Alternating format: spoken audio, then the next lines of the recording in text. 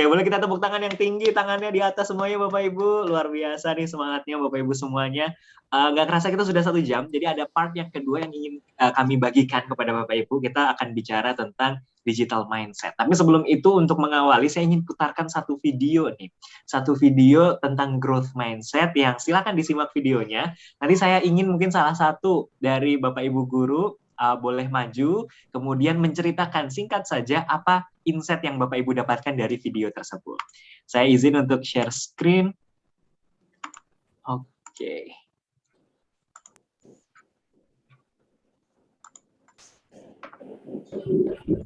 นี่คือเรื่องราวระหว่างฉันกับลูกและสับปะรด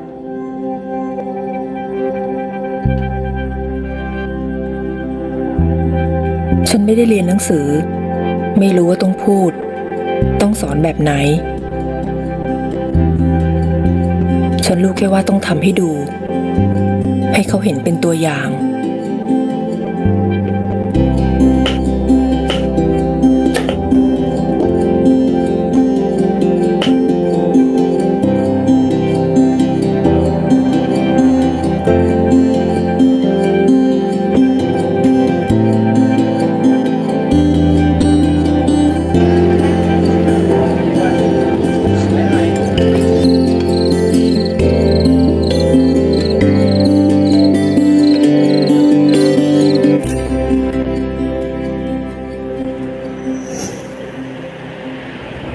เป็นไงล่ะอร่อยกว่าไอติมอีกใช่ไหม จ้ะแม่ น่าทำขายนะแม่เนาะ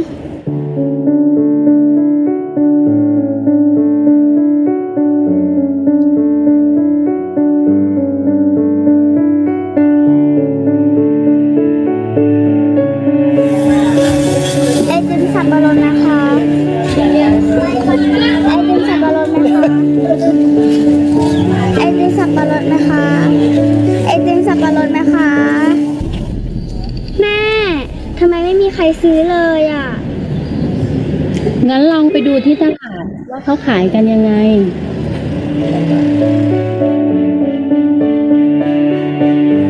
บิ๊กวิจ้ากล่องละ3 กล่อง 10จ้า หมูปิ้งจอมทัพหมูปิ้งอร่อยครับหมูปิ้งจอมทัพจ้า พี่กล่องละ5นะคะ3 กล่อง 10จ้า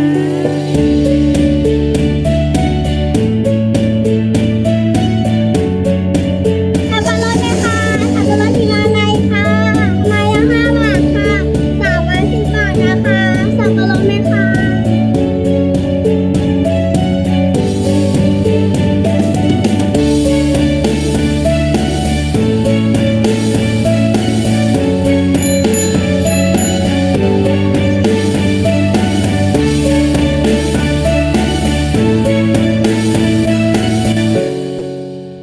พอเห็นเขาได้สังเกตได้ลองทำเอง วันนี้ฉันสบายใจแล้วที่เห็นเขาทำได้แบบนี้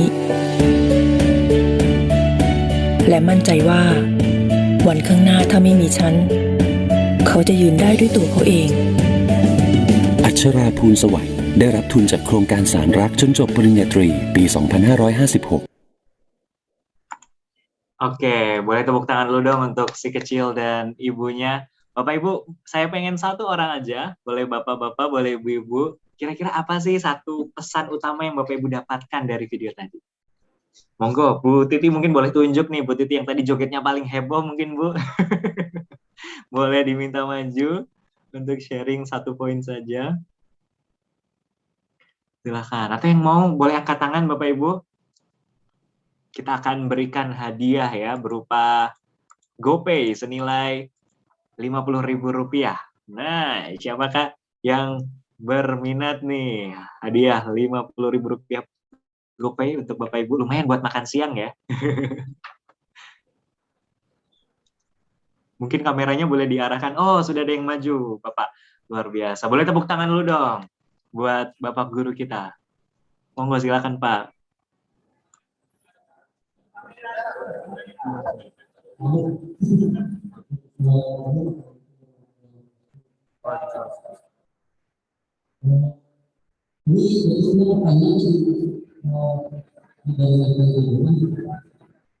Jadi kalau saya lihat yang tadi, sebenarnya jangan ada juga ketika ada anak yang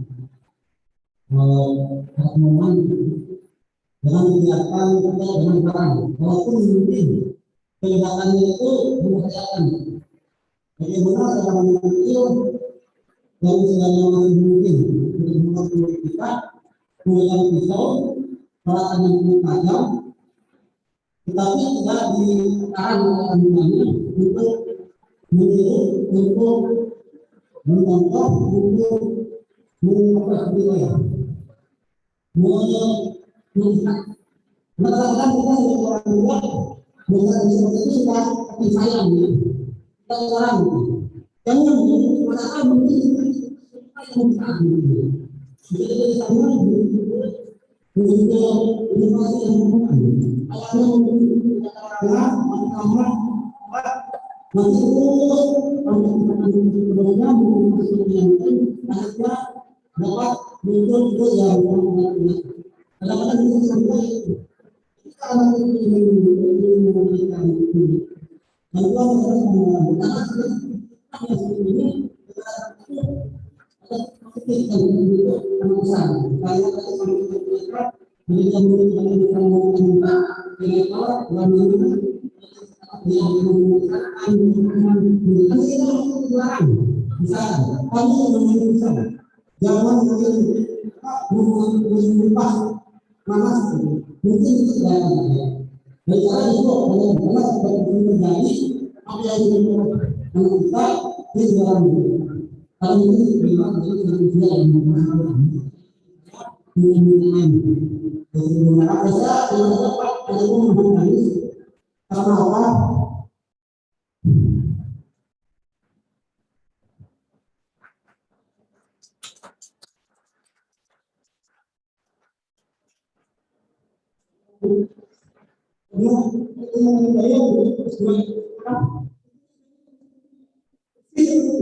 Dia buat teman-teman saya dia teman-teman ini aku suka terima saya untuk saya itu memberi suka empat kemudian tempat sebenarnya boleh dan dia dia benar-benar dia belanja sedikit kita karena saya lihat ada gambar itu dia langsung menggunakan apa yang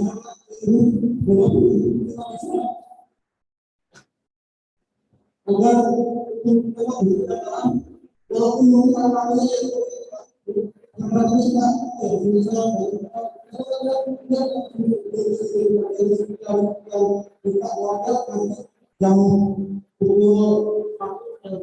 yang satu nanti dia akan kenapa itu sekian itu apa lagi ini pak itu yang bisa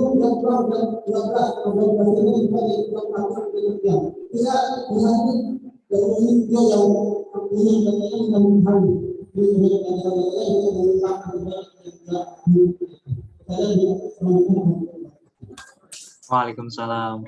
Boleh kita berikan tepuk tangan Bapak Ibu, luar biasa. Jawabannya saya juga hampir terharu gitu ya mendengarkan jawaban dari Bapak, luar biasa. Terima kasih Pak atas insight-nya, sangat sepakat sekali. Dan kalau tadi kita lihat, itu merupakan kisah nyata ya Bapak Ibu. Si anak kecil tadi akhirnya berhasil lulus di tahun 2013 menjadi seorang sarjana begitu dengan beasiswa. Dan lagi-lagi kalau kita bisa tiru dari video tadi, peran kita itu ibarat sang ibu tadi. Bagaimana kita ketika peserta didik kita menghadapi kesulitan, menghadapi tantangan, rintangan, kita tidak serta-merta mengambil alih lalu kita selesaikan. Masih ingat tadi di awal-awal ketika si anak kesulitan memotong buah nanas, yang dilakukan sebagai seorang orang tua begitu ya, dia tidak ambil nanasnya lalu dia potongan, dah sini ibu aja. Kan kadang kita lebih cepat seperti itu gitu ya, tapi yang dilakukan si ibu adalah dia ambil nanas yang lain lalu dia memberikan contoh. Keteladanan, role modeling itu adalah kata kunci ketika kita ingin membangun sebuah budaya. Dimulai dari mindset, nanti kita ngomongin knowledge, skill, dan juga attitude, itu semuanya lahir dari apa yang kita contohkan Bapak Ibu. Jadi maju tidak hanya alumni dari SMK Negeri 2 Pandeglang gitu kan, sukses tidaknya itu kembali lagi tanggung jawab kita bersama, tanggung jawab Bapak Ibu guru, kepala sekolah, wakil kepala sekolah, semua elemen yang ada di sekolah sebagai sosok yang sehari-hari mereka lihat, yang kalau boleh jujur Bapak Ibu dibandingkan di rumah mereka lebih sering melihat wajah Bapak Ibu guru. Kalau kita bandingkan ya, sampai rumah apa yang mereka lakukan mungkin istirahat. Lebih banyak tidur 8 jam bisa jadi ya, 8 jam sehari. Ketemu orang tua saat sebelum berangkat, saat pulang sekolah. Tapi selama di sekolah, mata mereka selalu memandang wajah Bapak Ibu, mata mereka selalu melihat perilaku ataupun ucapan dan juga tindakan yang Bapak Ibu lakukan selama di sekolah. Sehingga luar biasa, belajar dari video tadi, belajar role modeling, belajar parenting, belajar bagaimana bisa membantu dia untuk problem solving, mencari tahu sendiri jawabannya. Jadi semoga tadi yang disampaikan oleh Bapak juga benar-benar menyentuh, mengingatkan saya kembali juga atas perjuangan orang tua kita, begitu ya, bagaimana bisa memastikan kita hidup sukses di masa yang akan datang tanpa perlu didampingi lagi. Dan beliau juga tidak khawatir suatu saat nanti ketika si anak menghadapi masalah, beliau yakin si anak tersebut bisa menghadapinya. Dan cita-cita seperti itu adalah cita-cita kita juga sebagai guru, sebagai tenaga kependidikan. Melahirkan alumni-alumni yang mereka bisa survive di kehidupan nyata yang sangat luar biasa berbeda dibandingkan kehidupan sekolah yang masih sangat terkontrol begitu ya. Sehingga semoga semangat itu juga bisa tertularkan. Baik, Bapak Ibu, saya izin untuk melanjutkan kembali. Ada beberapa hal yang ingin saya bagikan pada Bapak Ibu semua. Salah satunya adalah hasil research gitu ya, yang mengatakan bahwa paling tidak 40% dari bisnis yang ada sekarang itu akan mati 10 tahun ke depan. Ya, kalau atau if gitu ya, kalau mereka tidak menemukan cara bagaimana mengubah pendekatan, mengubah strategi untuk bisa mengakomodasi yang namanya teknologi baru. Sehingga Bapak Ibu kalau kita punya 8 jurusan hari ini, 40%-nya anggaplah 4 jurusan bisa jadi kalau mengikuti research ini 4 jurusan bisa jadi tutup. Waduh, itu kan mengerikan sekali ya. Tapi tenang, akan tutup kalau kita tidak bisa mengikuti perkembangan teknologi. Maka untuk bisa mempertahankan ini semua, kita butuh yang namanya kemampuan untuk bisa mengadaptasi teknologi. Dimulai dari mindset dulu. Sebelum kita bicara teknis, sebelum kita bicara menggunakan tools, program, aplikasi, software, dan sebagainya, kita bicara tentang mindset dulu. That's why hari ini kami izin untuk menjelaskan tentang digital mindset gitu ya. Nah, Bapak Ibu, kenapa digital mindset ini sangat penting memiliki mindset digital? Karena kompetisi hari ini bukan lagi yang besar mengalahkan yang kecil. Bukan lagi mereka yang sudah kaya dari keturunannya gitu ya, pasti akan lebih sukses daripada yang mungkin orang tuanya menengah begitu ya, atau menengah ke bawah gitu. Kompetisi hari ini bukanlah yang besar mengalahkan yang kecil, melainkan yang cepat mengalahkan yang lambat. Itulah mengapa perusahaan-perusahaan besar bisa jadi seketika langsung kalah begitu ya dibandingkan perusahaan yang baru muncul tapi mereka cepat beradaptasi dengan teknologi, cepat memahami kebutuhan pasar, cepat bisa berinovasi dan sebagainya. Maka quotes ini atau ungkapan ini, pesan ini sangat diperkuat dan dibuktikan dengan ucapan dari seorang CEO Nokia. We didn't do anything wrong. Kita nggak pernah melakukan kesalahan, but somehow we lost. Tapi tapi entah kenapa kita akhirnya kalah. Kalau Bapak Ibu ingat dulu mungkin pertama kali menggunakan handphone, saya masih ingat dulu orang tua saya pakai HP ada Motorola, ada Siemens dan lain sebagainya gitu ya. Tapi begitu kenal sama yang namanya Nokia, Nokia ini produk yang luar biasa. Produk sejuta umat ya, baterainya awet gitu ya, dibanting nggak rusak. Nggak ada tuh istilahnya dulu pakai screen guard gitu ya, pelindung layar gitu kan, karena Nokia mau dibanting juga nggak akan pecah gitu kan. Mereka nggak pernah melakukan kesalahan. Produknya nggak ada tuh produk berita Nokia meledak atau segala macam, nggak ada. Dibandingkan yang sekarang kan baru-baru ini sampai ada HP tertentu tidak boleh naik pesawat dan sebagainya. Mereka nggak pernah melakukan kesalahan. Produknya nggak pernah gagal, tapi mereka kalah. Mereka kalah bukan karena mereka kalah besar. Wah, Nokia nomor 1, Bapak Ibu. Mereka kalah bukan karena mereka kalah terkenal. Nokia nomor 1. Tapi mereka kalah karena mereka kalah cepat. Kalah cepat mengadaptasi teknologi pada saat itu adalah Android. Sehingga masyarakat yang sudah berubah menggunakan Android, mereka tetap bertahan dengan prinsipnya atau mungkin egonya begitu ya kalau boleh kita bahasakan, sehingga mereka akhirnya kalah. Padahal mereka didn't do anything wrong, tak pernah melakukan kesalahan, hanya karena kurang cepat. Nah, ini mengingatkan kita bahwa hari ini kompetisinya Bapak Ibu, peserta didik kita kompetisinya adalah bukan lagi siapa yang besar mengalahkan yang kecil, nilainya besar ngalahin nilai yang kecil, belum tentu. Percuma nilainya besar, nilainya bagus, lulusan terbaik, tapi kalah cepat. Kalah cepat menerima informasi, kalah cepat menangkap peluang, kalah cepat untuk bisa beradaptasi terhadap kebutuhan industri dan sebagainya, ya kita tidak akan bisa berbuat apa-apa. Maka itu pesan pertama sebagai pengantar pentingnya untuk digital mindset. Nah, selanjutnya pesan yang kedua Bapak Ibu, kalau bicara tentang kecepatan bukan hanya tentang potensi. Yang dimaksud potensi itu seperti infrastruktur misalnya. Oh tenang Mas, sekolah kami cepat kok karena wifi-nya ada di setiap ruangan, bahkan di kamar mandi ada wifi misalnya ya. Biasanya kalau bapak-bapak di kamar mandi agak lama itu karena sambil main game atau sambil nonton YouTube dan sebagainya. Itu bukan masalah wifi-nya, bukan masalah infrastrukturnya, bukan masalah lab komputernya yang maju, yang canggih.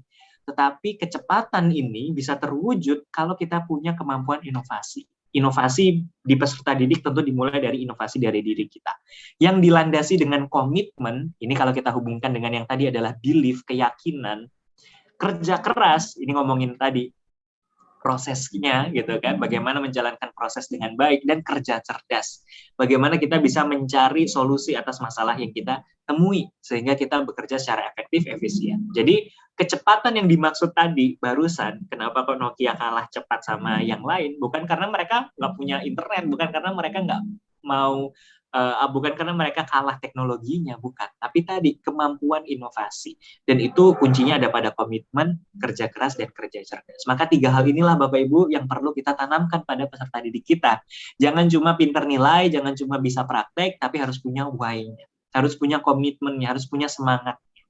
Seperti itu. Dan kalau kita bicara tentang inovasi, Bapak Ibu, menurut Steve Jobs adalah inovasi kemampuan kita untuk bisa melihat setiap perubahan. Ketika ada perubahan, misalnya tiba-tiba pandemi, tiba-tiba misalnya industri ini sudah tidak membutuhkan tenaga kerja karena mereka sudah otomatisasi dan lain sebagainya. Bagaimana kita melihat setiap perubahan itu sebagai sebuah peluang, bukan ancaman. Maka kita mulai dari setiap keputusan kita dalam hari-hari kita, gitu ya, dari cara kita mengajar. Kita lihat nih kenapa murid aku semuanya matiin video saat mengajar misalnya. Oke, itu perubahan perilaku mereka. Apa ya, bagaimana ya supaya kita jadikan itu sebagai peluang. Misalnya Bapak Ibu buat kuis, buat ice breaking, yuk kita foto bareng, tapi semuanya harus pegang benda yang berwarna merah. Akhirnya semua siswanya lari ambil benda yang berwarna merah. Yuk kita foto 1, 2, 3. Jadi hal-hal kreatif, hal-hal yang di luar biasanya. Gitu ya, ketika setiap kita melihat perubahan. Jadi kita tidak takluk pada perubahan. Sudahlah, murid saya memang sekarang udah matiin video karena sekolah online jadi hal yang biasa. Biasanya nyalain video, sekarang dimatiin. Tunggu dulu. Kalau kita menyerah pada keadaan, berarti tadi kita kalah cepat untuk bisa beradaptasi dengan perubahan. Dan Bapak Ibu, yang namanya inovasi tersebut bisa terwujud kalau punya kolaborasi. Kalau kita bisa berkolaborasi. Bertukar pikiran dengan guru-guru yang lain, karena mungkin kita keterbatasan ide ya, tapi kok guru yang sana kok punya idenya keren-keren ya, kok muridnya kok selalu nyalain video ya ketika hadir di kelas online-nya guru X gitu. Saya mau deh belajar. Yang guru X-nya pun juga, saya mau berbagi. Sehingga perlu nih difasilitasi untuk saling sharing Bapak Ibu, untuk bisa berkolaborasi. Dan kolaborasi yang berdampak besar adalah kolaborasi untuk maju bersama. Kepedulian untuk maju bersama. Bukan lagi untuk sekedar, saya punya inovasi, saya cepat, tapi buat saya sendiri. No. Kalau hanya itu ya sudah, yang menikmati hanya kelas Bapak Ibu saja. Tapi untuk bisa membangun generasi, membangun alumni, itu kan butuh kerja bersama-sama. Maka penting nih untuk kita punya kepedulian, untuk kita punya semangat yang sama, berbagi dengan guru-guru yang lain tentang strategi mengajar misalnya, tentang strategi bagaimana pendekatan kepada murid misalnya. Bahkan di beberapa kesempatan sebelumnya saat ngobrol sama kepala sekolah SMK se-Indonesia, salah satu ide yang menarik adalah bagaimana guru-guru yang senior itu bisa disandingkan atau dipasangkan dengan guru-guru yang fresh graduate atau junior begitu ya. Yang biasanya secara umum yang junior biasanya lebih mudah beradaptasi terhadap teknologi, sementara yang senior biasanya punya wisdom yang lebih matang dibandingkan yang masih baru. Akhirnya mereka bisa saling bertukar value. Guru-guru senior bisa bercerita atau bisa sharing tentang bagaimana membesarkan atau mungkin membangun karakter dari para peserta didik. Guru-guru yang junior atau yang masih muda bisa berbagi tentang penggunaan tools atau sarana-prasarana dalam mengajar. Ketika sudah digabungkan, saling bertukar pikiran, bayangkan dampaknya luar biasa. Yang junior tadi pun tidak merasa, wah saya masih guru baru, udahlah have fun aja. Tidak, tapi tetap punya wisdom yang sama, punya kebijaksanaan yang sama, yang itu dipelajari dari guru-guru yang senior. Yang senior pun juga, saya kan sudah senior, tidak perlulah belajar teknologi, sebentar lagi juga pensiun misalnya. Kan banyak yang bisa jadi di luar sana gitu ya, banyak yang berpikir seperti itu. Tapi ketika bisa belajar bersama, saling memberi manfaat, tentu balik lagi Bapak Ibu. Tujuan utama kita adalah melahirkan peserta didik yang tadi punya kapasitas gitu ya, punya ability yang mumpuni sehingga mereka bisa meraih sukses. Nah, untuk bisa mencapai itu semua Bapak Ibu, izinkan saya menyimpulkan dalam sebuah quotes gitu ya, yang ini selalu saya ingat. People don't care how much you know. Peserta didik kita nggak peduli seberapa pintar kita. Peserta didik kita tidak peduli seberapa banyak ilmu kita, seberapa luas pengalaman dan keahlian kita, sampai mereka tahu seberapa peduli kita untuk mereka. Jadi Bapak Ibu, kalau ingin menjadi seorang role model, ini juga berlaku di beberapa pelatihan leadership ketika kita membahas tentang proses atau bagaimana mengembangkan jiwa kepemimpinan gitu ya. People don't care how much you know. Orang nggak akan peduli seberapa pintar, seberapa tahu kita, sampai mereka tahu seberapa peduli kita kepada mereka. Jadi tunjukkan kepedulian kita, tunjukkan rasa sayang kita kepada peserta didik dengan setiap aktivitas yang kita lakukan bersama mereka. Dan untuk bisa mewujudkan itu, ada yang namanya digital mindset gitu ya. Ada elemen-elemen digital mindset untuk para guru yang ingin saya bagikan hari ini. Dan kita menyingkatnya karena tadi kita ngomongin kepedulian, gitu kan, how much you care, maka kita singkat menjadi care, C-A-R dan E. Kita mulai dari C yang pertama, ya. C yang pertama adalah comfort with ambiguity. Bagaimana kita sebagai guru itu sudah mulai terbiasa, mulai nyaman dengan yang namanya perubahan.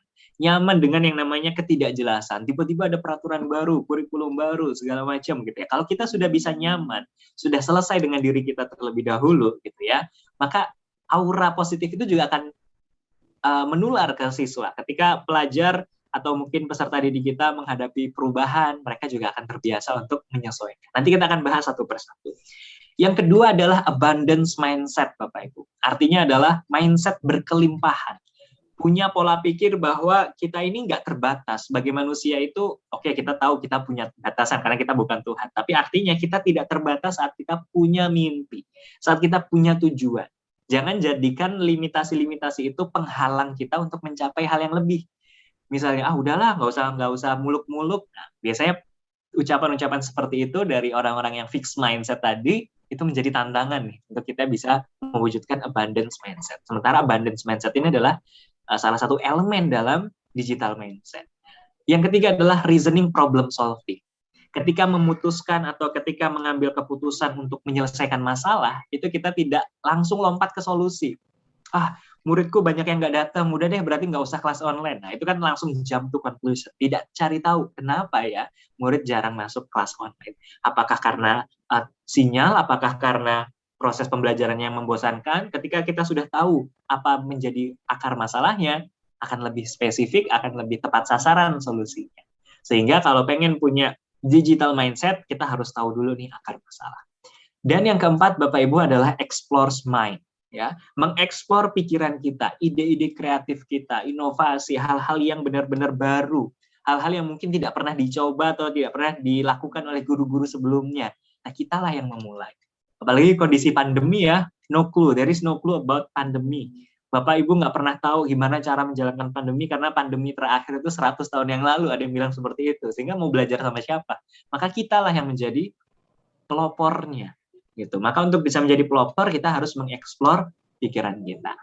Nah, Bapak Ibu, selanjutnya saya akan mengajak Bapak Ibu untuk yuk kita lihat best practice dari perusahaan-perusahaan yang sudah maju dalam mengimplementasikan digital mindset. Nanti kita hubungkan dengan peran kita sebagai seorang guru seperti apa. Saya akan mulai dengan yang namanya comfort with ambiguity. Comfort with ambiguity ini ciri-cirinya yang pertama adalah nyaman dengan perubahan. tiba-tiba disuruh bikin laporan yang formatnya berubah. Oke, selalu mencari sisi positifnya. Oke, capek sih gitu ya Mas ya, ngerekap lagi segala macam. Tapi oke, ini ada tujuannya. Kenapa formatnya berubah? Oh, akan ketika nanti kita lakukan berkali-kali, itu akan membiasakan kita untuk membuatnya lebih terstruktur, misalnya. Jadi kita selalu mencari alasan why ketika ada perubahan. Yang kedua adalah kemampuan menangani resiko. Orang-orang yang nyaman dengan perubahan, mereka secara tidak langsung akan terlatih untuk, oke, ada perubahan, resikonya apa? Bikin laporannya lebih lama misalnya. Atau mungkin ada perubahan dari kelas offline, online menjadi hybrid. Sebagian di rumah, sebagian di sekolah. Apa resikonya? Yang di rumah bisa jadi mereka nggak konsentrasi, karena saya terlalu fokus sama yang di sekolah, yang ketemu langsung. Oke, berarti gimana caranya? Oh, kalau kerja kelompok kita hubungkan antara yang di sekolah dengan yang di rumah. Berarti itu kita bisa menangani resiko. Artinya yang di rumah pun akan sungkan kalau dia diem-diem aja, karena yang di sekolah pun nungguin mereka untuk berkontribusi saat diskusi misalnya. Jadi nyaman dengan perubahan, kemampuan menangani resiko, dan yang ketiga adalah mudah beradaptasi. Setiap ada penyesuaian, setiap ada orang baru, setiap ada hal-hal yang di luar kebiasaan, kita mudah beradaptasi. Nah, kembali lagi Bapak Ibu, digital mindset itu bukan tentang penggunaan teknologinya, tapi bagaimana digital mindset itu kita memahami proses digital dan kita meniru hal positif dari proses digital tersebut, di mana proses digital itu mereka sangat nyaman dengan ambiguity. Artinya Bapak Ibu ngerjain Excel nih, tiba-tiba Bapak Ibu ganti rumusnya, ya udah Excel akan menjalankan rumus itu menyesuaikan dengan apa yang kita request. Kalaupun error, mereka kasih tahu ada formula yang error. Nah, kalau kita implementasikan dalam kehidupan kita, tentu tadi kita akan semakin mudah, murah, dan cepat dalam menjalankannya, gitu kan? Jadi comfort with ambiguity ini menjadi elemen pertama kalau kita ingin mengimplementasikan digital mindset tadi. Nah, saya ingin mengajak Bapak Ibu untuk melihat salah satu perusahaan yang berhasil dealing dengan ambiguity, yang berhasil comfort with ambiguity. Saya akan putarkan satu videonya. Silakan Bapak Ibu boleh simak video berikut ini.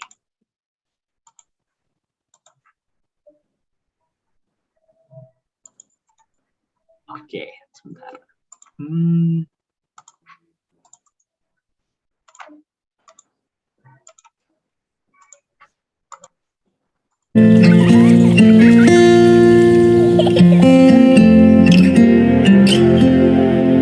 Untuk saat yang tak terduga, ini bukan sekedar kemudahan bicara dengan dokter. Bukan sekedar kepraktisan membeli obat.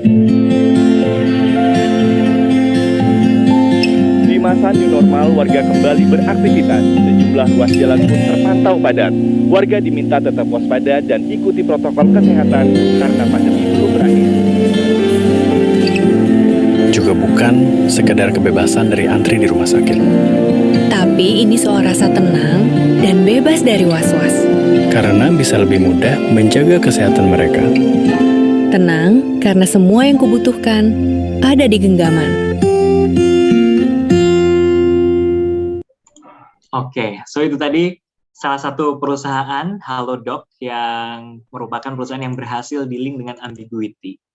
Betapa tidak ya Bapak Ibu, karena Halodoc ini ambiguity-nya tidak hanya pada customer-nya, tapi bahkan pada jasa yang mereka tawarkan. Mereka menawarkan jasa dokter, jaringan rumah sakit, kemudian apotek untuk mengantarkan obat. Semuanya ambigu.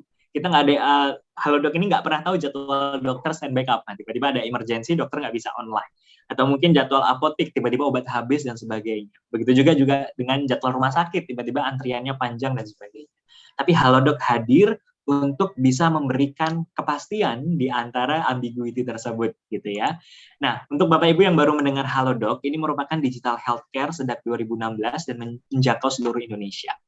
Masalahnya, mereka menghadapi tantangan nih. Yang pertama, dokter sulit mendiagnosa. Jadi, dokter itu saat ada di aplikasi, mereka nggak tahu nih ketika ada pasien yang cuma bilang, oh saya pusing. Ketika ditanya, kesulitan untuk mengeceknya, atau mungkin menelan sakit, tapi seperti apa? Karena menelan sakit bisa macam-macam, bisa makanan yang tersangkut, bisa radang tenggorokan, bisa juga, dan lain sebagainya. Mitra apotek sedikit, jadi obatnya nggak bisa dipenuhi oleh aplikasi, akhirnya customer harus ke apotek sendiri, jangkauan terbatas. Nah, ini adalah tantangan yang dihadapi oleh Halodoc saat mereka bisa comfort with ambiguity. Banyak sekali ambiguitas yang dihadapi. Nah, apa yang mereka lakukan Bapak Ibu? Yang pertama, mereka melakukan inovasi pada aplikasinya. Mereka bisa kirimkan foto, customer atau pasien bisa kirimkan foto dan rekaman suara. Foto ini sangat membantu saat dokter harus melihat pencitraan langsung, misalnya tenggorokan, apakah itu radang atau sariawan kan terlihat beda saat difoto. Dan rekaman suara, saat ada pasien yang mungkin senior atau sepuh gitu ya, sulit untuk ngetik panjang-panjang menjelaskan kronologi, mereka bisa tinggal kirimkan suara saja, jadi bercerita seperti bertemu langsung. Begitu juga dengan kerjasama dengan jaringan apotek dan meningkatkan jumlah dokter spesialis. Dan ini yang sudah mereka lakukan saat mereka berusaha comfort with ambiguity. Apa impact-nya? Penggunanya meningkat menjadi 20 juta per 2021. Artinya customer semakin percaya. Kemudian solusi ini menjadi solusi yang bisa membantu di tengah pandemi, takut ke rumah sakit, takut terpapar virus, sehingga bisa menggunakan aplikasi. Mitranya per 2019 sebanyak 1.900 dan inovasi fitur layanan di aplikasi serta kerjasama dengan layanan transportasi online sehingga mengirimkan obat dengan cepat dan bisa termonitor dengan aplikasi Gojek, Grab, dan lain sebagainya. Nah, yang mau saya sampaikan di sini Bapak Ibu, yang tentu menjadi pertanyaan bagi Bapak Ibu sekalian gitu ya. Lalu apa yang harus saya lakukan nih Mas? Itu kan aplikasi, itu kan Halodoc. Saya kan seorang guru, seorang tenaga kependidikan. Tugasnya mencerdaskan kehidupan bangsa gitu ya, melahirkan generasi yang maju. Apa yang harus saya lakukan? Yang pertama Bapak Ibu, selalu fokus pada value proposition atau mengoptimalkan nilai manfaat pada kebutuhan spesifik customer kita. Customer saya siapa Mas? Apakah customer saya orang tua karena mereka bayar SPP? No. Customer kita adalah setiap orang yang berinteraksi sama kita. Sebagai seorang guru, customer kita di dalam kelas yaitu para murid. Customer kita ketika ada rapat orang dengan wali murid, ya para orang tua. Customer kita sebagai seorang guru ketika berada di sebuah musyawarah dewan guru bersama kepala sekolah, ya sesama guru dan kepala sekolah adalah customer kita. Maka setiap aktivitas yang kita lakukan Bapak Ibu selalu berpikir apa ya value yang bisa saya berikan. Hadir di rapat tidak hanya berpikir yang penting saya absen dapat snack, tapi apa ya yang bisa saya berikan, usulan apa yang bisa saya kasih. Nah, kalau kita sudah terbiasa memberikan value, maka apapun perubahan yang terjadi, kita tidak akan mengeluh, kita akan fokusnya apa yang bisa saya berikan. Yang kedua Bapak Ibu, memperluas ketersediaan untuk berbagai kemungkinan atau availability. Jadilah guru, jadilah tenaga kependidikan yang selalu available, selalu siap sedia ketika ada murid yang ingin bertanya. Sesimpel itu. Boleh nggak saya WA Bapak Ibu kalau saya ada pertanyaan tentang PR? Why not? Gitu ya. Meskipun kita tahu kita perlu menjadwalkan. Tidak 24 jam kita balas terus, kasihan juga orang di rumah, punya hak juga berinteraksi dengan kita. Jadi kita juga nggak over juga. Tapi at least kita memberikan kesempatan untuk para murid ketika mau berkomunikasi, ngobrol sama kita di luar jam pelajaran. Silakan disesuaikan dengan kemampuan dan kesempatan Bapak Ibu masing-masing gitu ya. Nah, availability ini juga tidak hanya tentang guru dan murid, tapi guru dan sesama guru.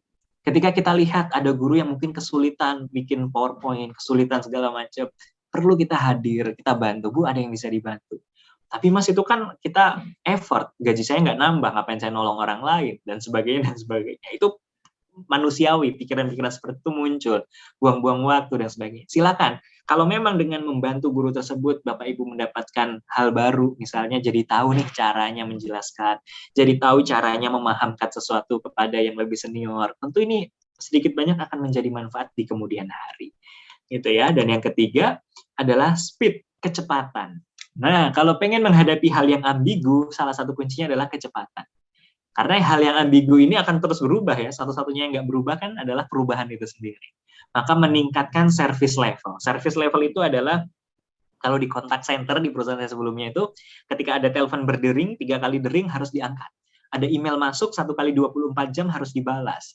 Ada chat di DM via sosial media 1 kali 12 jam harus dibalas. Jadi ada target pribadi, target individu kita, kalau ada yang request sesuatu, berapa lama ya saya harus memenuhinya. Tidak perlu disampaikan juga kalau memang itu nanti justru jadi bumerang, orang berekspektasi. Tapi yang jelas kita punya target dalam diri kita. Sehingga kita punya yang namanya comfort with ambiguity. Setiap ada perubahan, kita tetap punya value, kita available, dan kita bisa menjawabnya dengan cepat. Jadi itu pesan yang bisa kita contoh dari Halodoc. Bagaimana mereka bisa memberikan value, mereka available, dan mereka cepat juga ketika ada permintaan dari customer. Sebagai tenaga kependidikan maupun guru pun juga seperti itu. Selanjutnya Bapak Ibu, karena tadi care, C-nya sudah, sekarang A-nya. Abundance mindset ini adalah imajinasi yang tidak terbatas dan keberanian untuk berubah.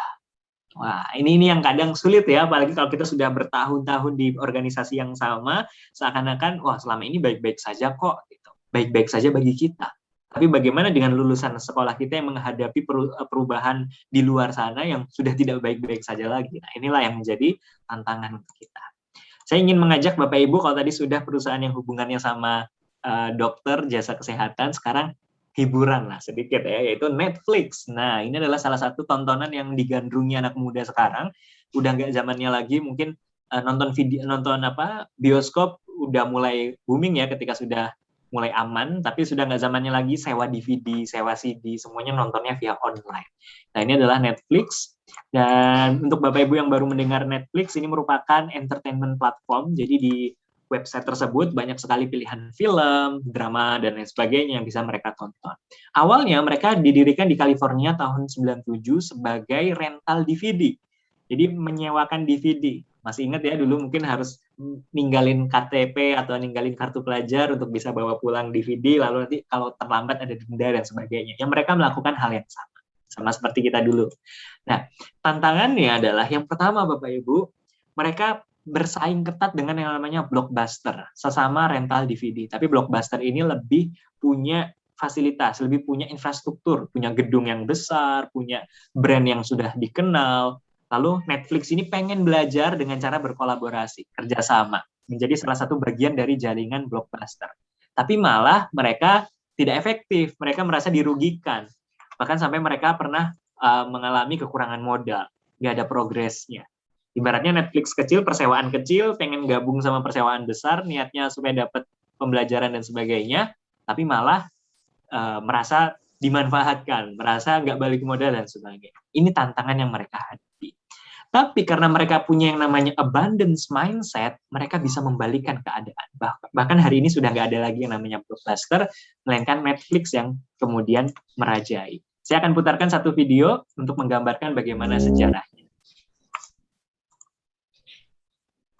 From the 1980s, Blockbuster dominated the video rental industry.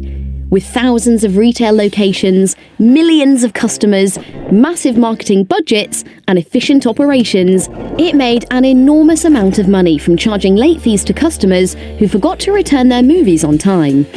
When planning their marketing strategies, two main options arose: make the product more convenient for customers, or get more customers visiting our stores. At a time when driving customers to physical retail stores remained a tried and tested way of increasing revenue, it's perhaps unsurprising that Blockbuster opted for the latter. In 1997, Netflix entered the scene, pioneering a very different model. By removing the hassle of retail locations, it lowered costs and could afford to offer its customers greater variety and on a global scale.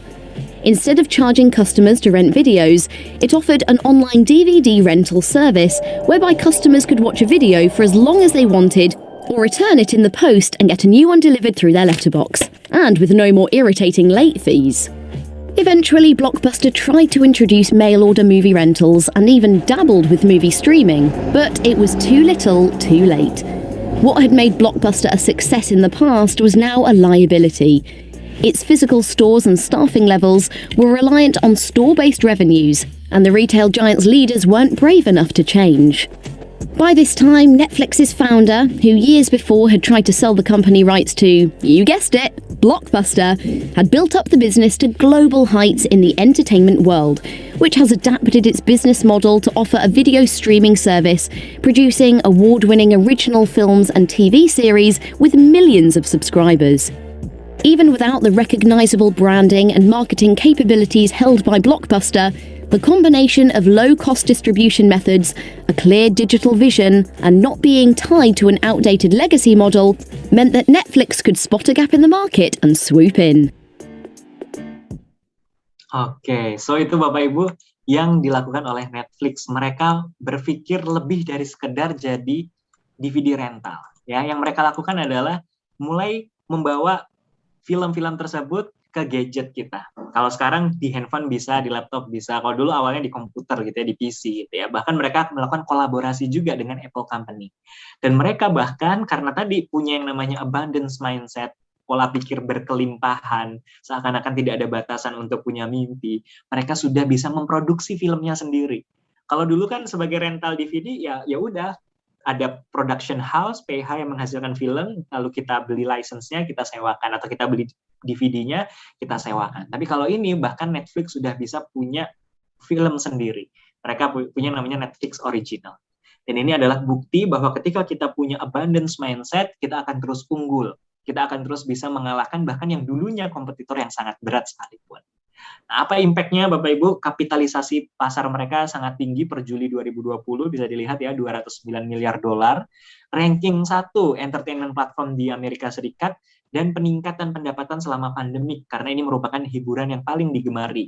Nggak perlu ke bioskop, khawatir virus, segala macam, mereka semua orang bisa nonton lewat laptop. Jadi ini betapa kekuatan pikiran yang di luar biasanya itu benar-benar bisa membantu mereka untuk survive bahkan menang unggul.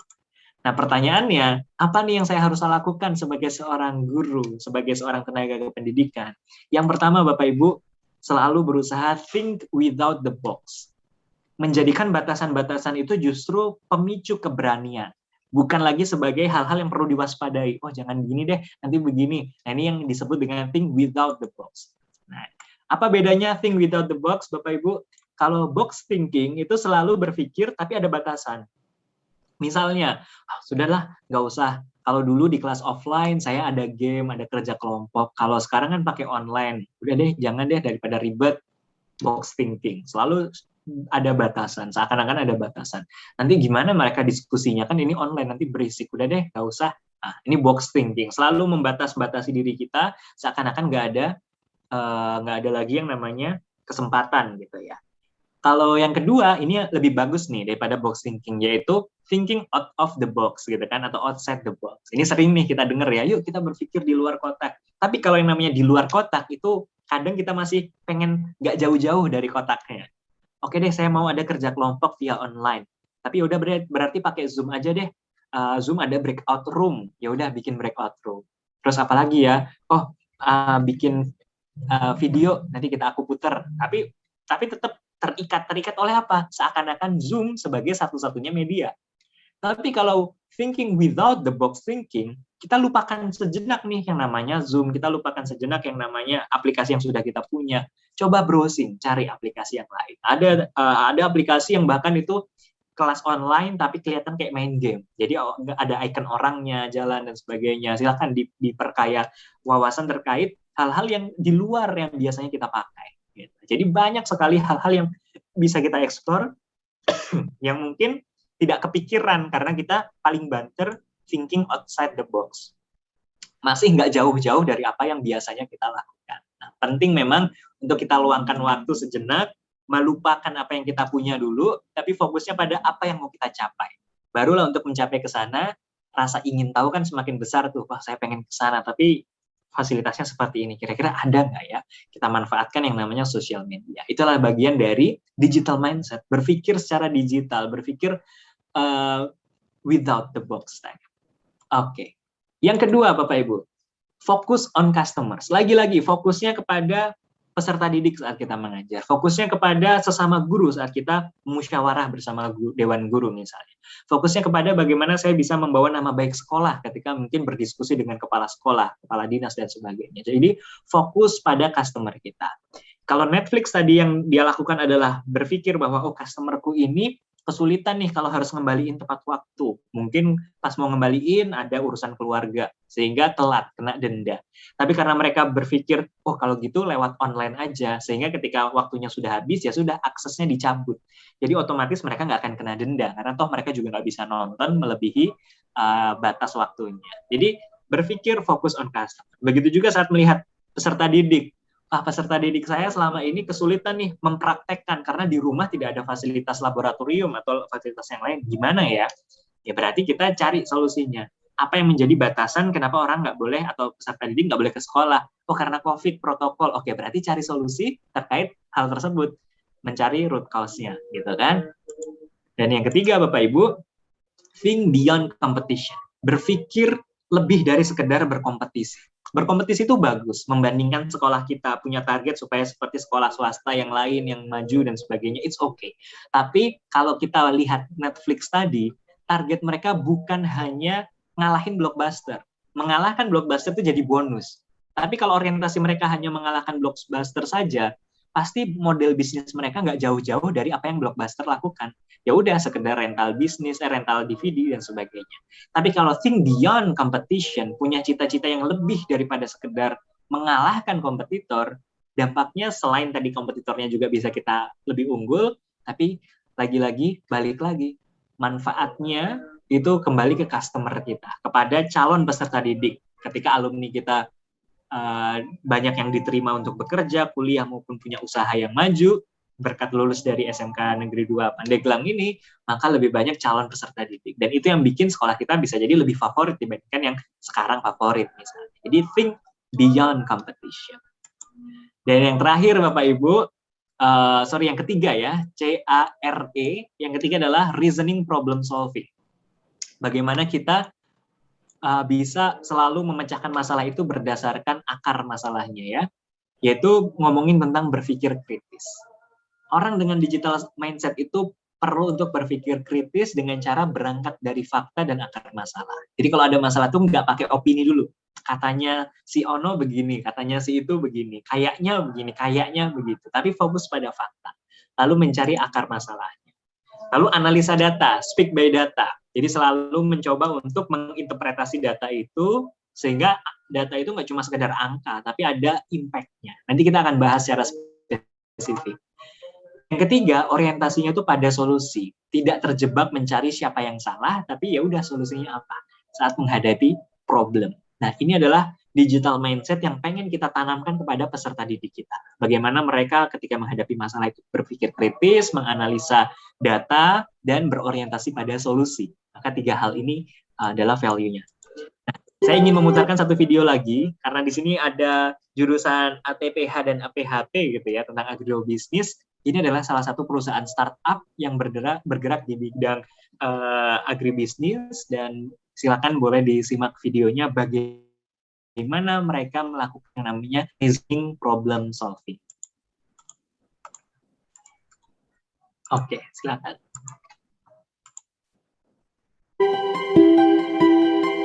Sejuta mimpi dari kerja keras dan keyakinan dalam meraih mimpi bersama, hingga mewujudkan mimpi warisan leluhur. Satu wadah dengan teknologi yang menghubungkan setiap mimpi, menghadirkan jutaan peluang, segarkan kembali semangat, memudahkan setiap langkah, dan memberikan kebahagiaan.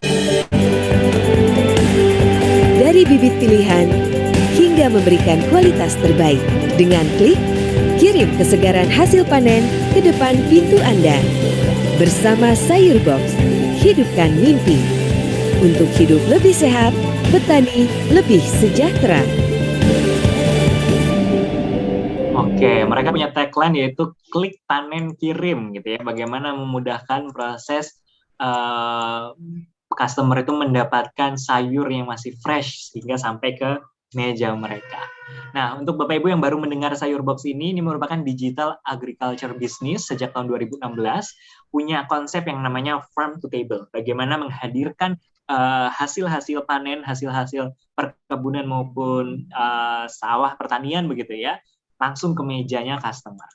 Dan mereka punya yang namanya tantangan juga. Jadi dari tadi saya paling suka kalau bahas bisnis tuh apa sih tantangan yang mereka hadapin gitu ya. Sehingga kita pun juga kalau punya tantangan yang sama pun bisa meniru value-value-nya. Tantangan yang mereka adalah yang pertama jumlah petaninya sedikit, jaringannya sedikit. Sehingga ketika aplikasi itu di-launch, customer-nya khususnya di Jabodetabek itu peminatnya sangat banyak, tapi antara demand, kebutuhan dengan supply, ketersediaannya sangat terbatas, sehingga ini menjadi challenge. Supply versus demand issues, tadi seperti saya sampaikan, banyak orang sudah pengen pesan wortel, tapi out of stock, ternyata habis. Nah, ini menjadi kekecewaan bagi customer, dan itu mereka alami. Dan yang tidak kalah menarik adalah ternyata farmernya atau petaninya yang diminta untuk mengisi jumlah supply segala macam itu agak gaptek terhadap teknologi, atau gagap teknologi gitu ya, sehingga ini sangat sulit untuk membantu kecocokan data antara di aplikasi dengan yang real di lapangan. Jadi ini challenge yang dihadapi oleh si sayur box ini, Bapak Ibu. Nah, apa yang mereka lakukan? Yang pertama, Bapak Ibu, mereka akhirnya tahu nih, oke, supply demand berubah, supply demand berbeda. Kenapa? Karena petaninya sedikit. Berarti kita tambah petani, tapi sambil menunggu apa ya dampaknya supply dan demand ini? Oh, dampaknya adalah customer kecewa. Karena mereka sudah punya ekspektasi begitu order langsung dikirim. Berarti apa yang menjadi akar masalah? Akar masalahnya adalah pada ekspektasi dari customer. Oke, lalu bagaimana cara memaintain ekspektasinya? Ya udah kita bikin yang namanya teknik pre-order. Gitu. Jadi orang itu sudah punya ekspektasi bahwa kalau pre-order harus nunggu dulu nih seminggu 2 minggu baru makanannya dikirim atau hasil perkebunannya atau pertaniannya dikirim. Jadi mereka sudah customer punya ekspektasi. Kalau mau ya silahkan, kalau enggak ya nggak usah proses. Gitu. Beda sama sebelumnya saat belum ada teknis pre-order, semua orang berekspektasi begitu order ya dapatlah sehari 2 hari. Ternyata nggak bisa. Sehingga penting untuk kita tahu root cause-nya dulu. Akar dari permasalahan kekecewaannya itu apa. Berarti ngomongin ekspektasi. Dan itu adalah bukti bahwa sayur box melakukan yang namanya reasoning problem solving. Nggak serta-merta ngasih problem solving tapi nggak ada reason-nya. Oh, supply demand, ya udah deh kita beli di supermarket aja lalu kita langsung jual. Ya nggak ada ininya dong, nggak ada untungnya atau harganya bisa jadi lebih mahal dari supermarket. Mentang-mentang supermarket selalu sedia lalu dibeli sama sayur box dijual lagi kan lebih mahal. Jadi itu bukan solusi. Maka maintain ekspektasi menjadi solusi, jadi root cause-nya, sehingga teknis pre-order menjadi solusinya. Intensive communication antara sayur box dengan petani. Bapak Ibu masih ingat ya tadi ada petaninya gaptek gitu. Yang mereka lakukan, mereka turun ke lapangan, mereka benar-benar ketemu sama petaninya, mereka ajarkan, yang biasanya hanya diwakili satu orang untuk nanti disebarkan ke yang lain, itu benar-benar mereka intensif. Dan akhirnya ya nggak gaptek lagi. Terus juga ada delivery express. Ini untuk tambahan layanan ekstra, tentu ada biayanya sendiri untuk customer yang butuh urgent, yang nggak bisa nunggu pre-order. Barulah tetap ada segmentasi yang delivery express. Namun dengan tadi harga yang lebih tinggi tentunya. Apa dampaknya Bapak Ibu? Sampai 2020 ada 800.000 customer dan 50 mitra petani. Petaninya juga mulai melek internet atau gadget dan penjualannya meningkat 4-5 kali selama pandemi. Jadi bayangkan, ketika sebuah perusahaan fokus pada reasoning problem solving, nggak serta-merta ngasih solusi, tapi cari tahu akar masalahnya dulu, ini bisa meningkatkan pendapatan mereka, profit mereka, dan seterusnya. Nah, pertanyaan selanjutnya seperti biasa nih, apa yang harus saya lakukan nih Mas? Apa yang harus kita lakukan bersama-sama sebagai guru tenaga kependidikan? Yang pertama Bapak Ibu, ketika Bapak Ibu menghadapi sebuah masalah, kita perlu menemukan akar masalahnya dulu. Ketika nanti murid atau peserta didik menemukan masalah, maka kita bantu mereka menemukan akar masalahnya dulu. Kita tanya kepada mereka, menurut kamu hal ini bisa terjadi kenapa? Ibarat orang demam itu kan gejala. Tapi apa akar masalah atau penyakit dari gejala demam tersebut? Bisa macam-macam. Bisa demam karena infeksi, bisa demam karena virus, kalau infeksi tadi karena bakteri misalnya, atau demam karena mungkin saldo rekeningnya 0, atau mungkin demam karena habis diputusin pacar dan sebagainya. Jadi kita perlu tahu akar masalahnya. Karena obatnya tentu berbeda-beda untuk setiap penyakit tersebut. Kalau kena virus dikasih antibiotik ya nggak ngefek, gitu kan? Atau mungkin infeksi bakteri tapi dikasih antivirus ya juga bakterinya nggak akan mati dan seterusnya. Jadi understanding the root cause. Maka biasakan ketika ada siswa yang bertanya, kita tanya balik. supaya mereka punya kemampuan memahami root cause-nya sebelum kita kasih solusi. Meskipun kita tahu solusinya apa, tapi kita tanya balik dulu, menurut kamu ini kenapa?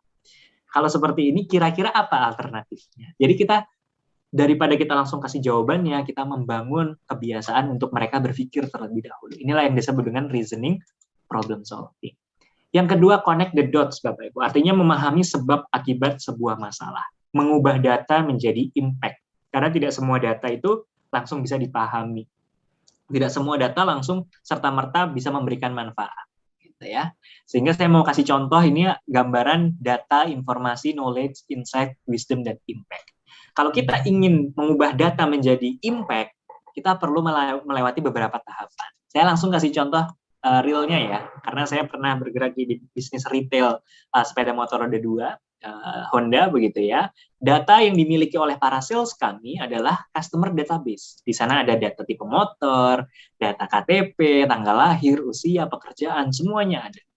Tetapi data itu tidak akan bermakna apa-apa kalau kita tidak dapatkan informasi. Apa informasinya? Saya kasih contoh satu aja, yaitu tipe favorit.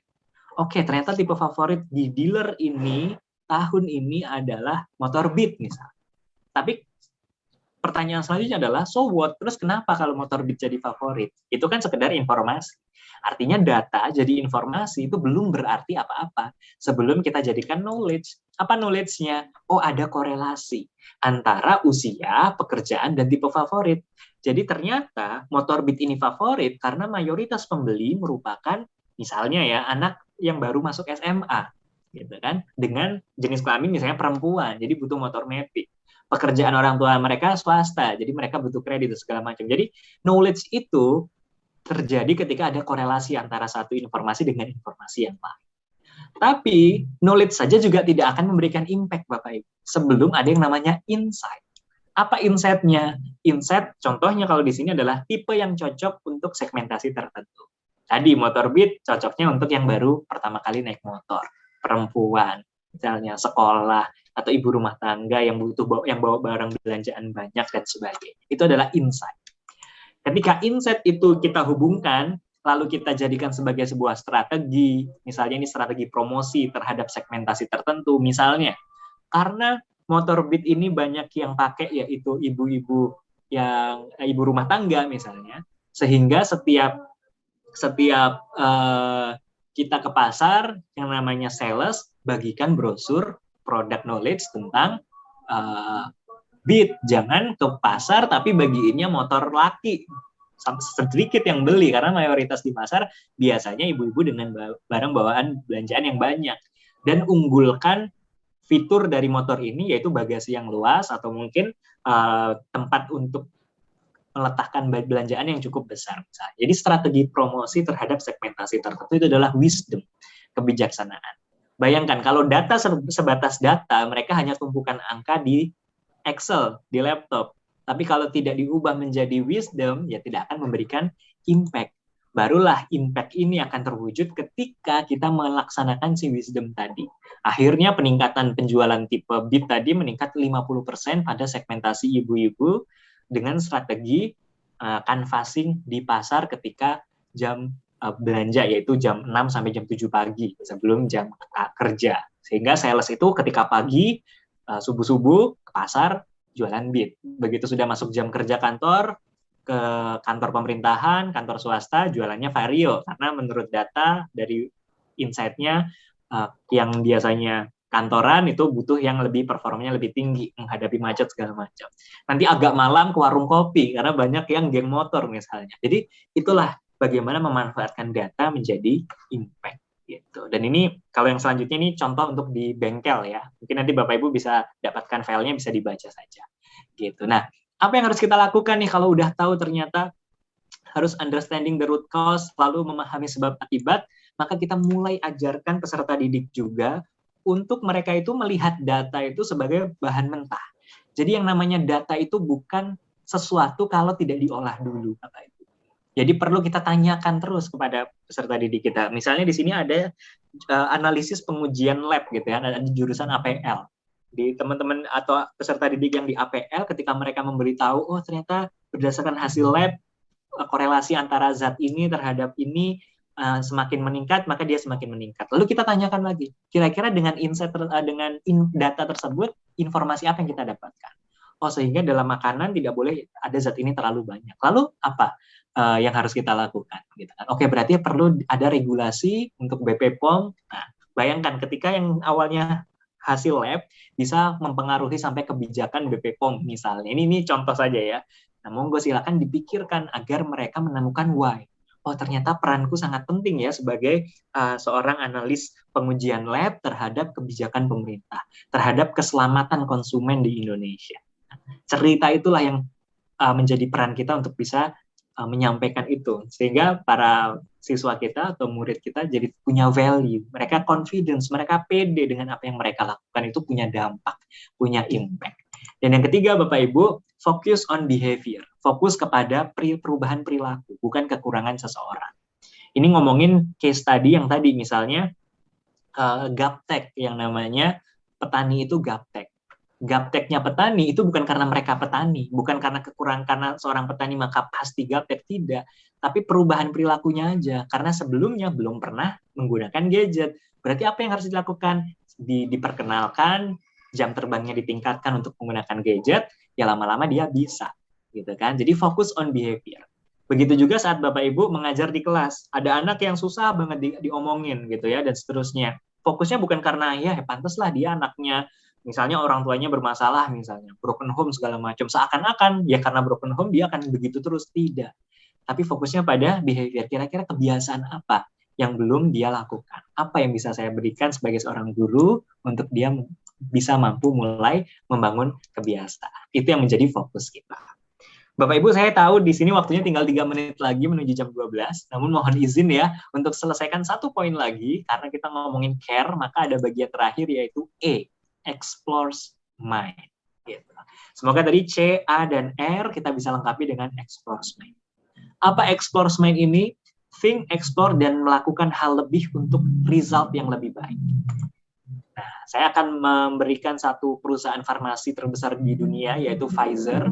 Dia didirikan di tahun 1849, memproduksi obat-obatan dan vaksin. Jadi Pfizer ini salah satu vaksin COVID yang sedang booming sekarang akhir-akhir ini karena tidak perlu booster lagi. Pfizer, Moderna, dan sebagainya. Sementara Sinopharm, Sinovac itu butuh booster. Artinya ini merupakan salah satu perusahaan farmasi yang terpercaya di dunia, begitu ya, sehingga bisa menghasilkan produk yang baik. Pertanyaannya, apakah mereka pernah melakukan kesalahan? Apakah mereka pernah mendapatkan tantangan? Jawabannya iya. Pada awalnya produk obat mereka itu sangat sedikit, Bapak Ibu. Pertama kali muncul produk obat mereka sangat sedikit. Mereka masih kalah dengan perusahaan farmasi yang ada pada saat itu. Mereka juga belum ekspansi perusahaan dan belum ekspansi produk. Artinya di awal berdirinya mereka pun mengalami kesulitan yang sama. Namun karena mereka mengimplementasikan yang namanya explores mind, mereka mampu membalikan keadaan, bahkan Pfizer sekarang menjadi salah satu perusahaan farmasi terbesar di dunia. Nah, bahkan masalah selain itu juga aksesibilitas kepada konsumennya kurang. Jadi nggak semua orang bisa punya akses ke Pfizer ini di Amerika Serikat sana. Nah, apa yang mereka lakukan Bapak Ibu? Perusahaan farmasi saja ternyata punya tagline yang namanya Think Digital First. Digital itu harus menjadi heart of what we do, menjadi panggilan jiwa dari apa yang kita lakukan. Daripada sekedar untuk efisiensi. Jadi digital itu bukan ngomongin alat doang, bukan ngomongin aplikasi, program, software, bukan. Tapi pola pikir, cara kita melihat masalah, cara kita merespon sesuatu dengan cepat, cara kita nyaman dengan perubahan, itulah yang digital lakukan, gitu kan? Lalu sehingga mereka melakukan inovasi obat dan vaksin. Mereka juga punya excellent marketing, yaitu obat gratis atau diskon untuk masyarakat menengah ke bawah. Ini yang menjadi hal yang menarik untuk dipelajari. Di saat kondisi pandemi, harusnya perusahaan farmasi mendapatkan untung sebesar-besarnya, gitu kan? Tapi justru mereka melawan itu. Mereka memberikan obat gratis dan diskon untuk masyarakat menengah ke bawah, dibuktikan dengan payslip bulanan dari customer tersebut ke apotek, bilang, saya masuk kategori ini, saya butuh obat ini, mereka kasih diskon atau bahkan gratis. Apa dampaknya? Sekarang merupakan urutan kedua terbesar di dunia, farmasi. Yang dulunya produknya terbatas, aksesnya terbatas, tapi sekarang bisa menjadi market leader. Kapitalisasinya juga 271 miliar atau senilai 3.000 triliun. Bayangkan perusahaan farmasi. Nah, pertanyaan selanjutnya Bapak Ibu, apa yang harus kita lakukan? Sebagai kesimpulan, karena ini bagian terakhir juga, ya think digital. Mulailah berpikir digital. Fokus kepada akar masalah sebelum kita memberikan solusi. Mulai nyaman dengan perubahan. Punya growth mindset ketika menghadapi kritik, masukan sebagai sarana untuk belajar. Dan itu kita mulai dari diri kita, lalu kita perkenalkan dan kita jadikan role model untuk peserta didik kita. Lalu yang kedua, berempati terhadap customer kita. Ketika kita mengajar, kita fokusnya pada apa ya yang anak-anak ini butuhkan. Lalu kita membayangkan mereka seharian di rumah, mereka nggak pernah ketemu temannya, mereka merasa bosan. Kalau online berarti saya harus lebih friendly lagi, menjadi bagian dari teman mereka. Jadi berempati, sehingga dari empati tersebut mengubah perilaku kita sebagai pemberi layanan. Sebagai guru kan kita memberikan layanan berupa pendidikan. Begitu juga berempati kepada misalnya sesama guru yang lain. Apa ya yang saya butuhkan ketika saya kesulitan mengerjakan dengan tools ini atau program ini. Oh, saya membayangkan kalau saya di posisi itu, saya butuh teman yang mau menjelaskan, butuh teman yang mau membantu saya. Maka ya kita jadi orang yang seperti itu ketika melihat ada guru lain yang kesulitan. Jadi berempati. Itu yang dilakukan juga oleh digital. Dan yang ketiga adalah communicate with purpose. Berkomunikasi atau mengucapkan setiap ucapan itu ada tujuannya. Nggak sekedar ngedumel, nggak sekedar mengeluh gitu ya Bapak Ibu, tapi punya tujuan, punya perspektif positif di benak lawan bicara kita. Baik itu di kelas, ketika rapat, dan lain sebagainya. Dan inilah adalah bukti bahwa explore mind itu dimulai dari kita memiliki pola pikir, bagaimana kita menggunakan hati untuk memahami, dan bagaimana kita berucap dan bertindak kepada lawan bicara atau mungkin teman di lingkungan kita. So, itu Bapak Ibu sebagai kesimpulan tadi, masih ingat ya, kita mulai dari comfort with ambiguity, kita nyaman dengan perubahan, kita punya pola pikir yang berkelimpahan, tidak merasa terbatas, thinking without the box, reasoning problem solving, menganalisa data menjadi impact, dan explore mind. Menjadikan mindset digital ini menjadi panggilan jiwa, bukan sekedar proses efisiensi. So, itu yang bisa saya sampaikan, semoga bermanfaat. Saya tahu ini waktunya sudah habis, tapi dengan senang hati jika Bapak Ibu berkenan ada pertanyaan, silahkan. Hanya saya mohon bantuan untuk operator menuliskan pertanyaannya ya, karena tadi mohon maaf sedikit kurang jelas ketika mendengarkan suara dari mikrofonnya di ruangan aula gitu. Jadi mohon nanti kalau ada yang bertanya boleh dibantu diketikkan oleh Mas Suprayogi sebagai operator. Saya kembalikan lagi ke pembawa acara ataupun moderator. Terima kasih atas waktunya. Assalamualaikum warahmatullahi wabarakatuh.